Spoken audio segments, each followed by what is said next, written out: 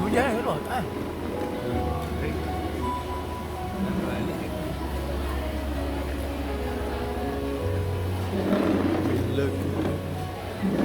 Boleh ah? Tak boleh. Gambar je.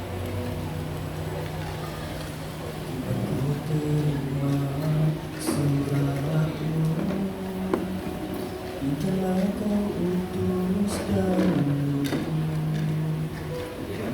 ayat-ayat cinta dari jalanmu menggugah seluruh hatiku. Telah ku terima suratmu yang telah kau utus dahulu. Berulang-ulang kali di fikiranku betapa kau mencintaiku. Pastinya bila ku merindu padamu suratmu kan ku baca selalu.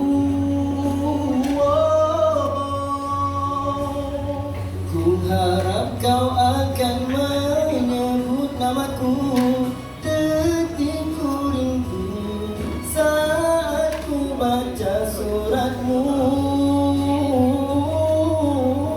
Hidupkanlah hatiku ini selalu dengan kalimatmu, kalimat cinta teragung.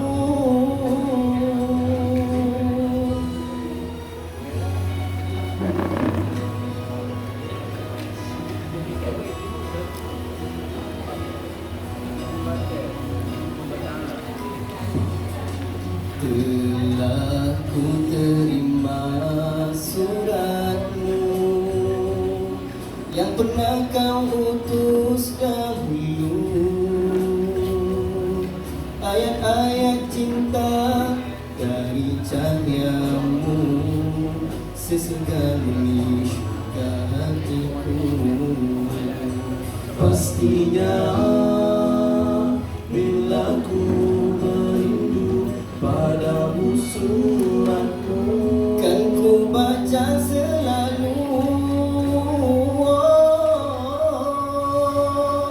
Ku harap kau akan menyebut namaku detikku rindu saat ku baca suratmu. Hidupkanlah hatiku ini selalu dengan kalimatmu, kalimat cinta teragung.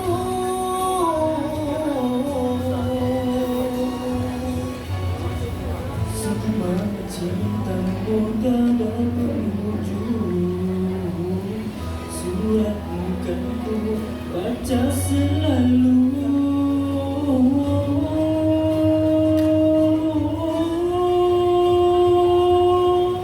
Ku harap kau akan menyebut namaku detikku rindu saat ku baca suratmu.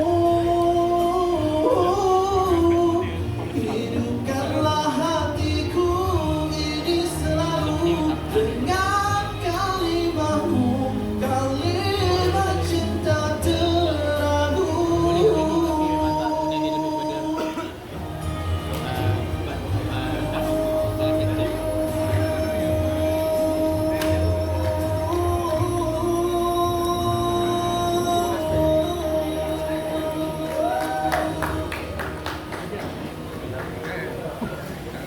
Kalau yang tak perempuan lagu yang kedua, kalau macam muncul sikit di hujung ni, sound dia agak slow, boleh dengar lagu dia kan?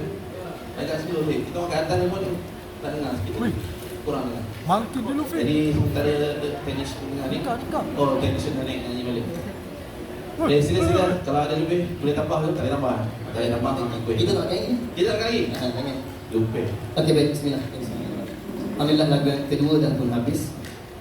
Muzik dia okey tak? Itu tak kuat. Oh, tak ada. Saya dah tanya.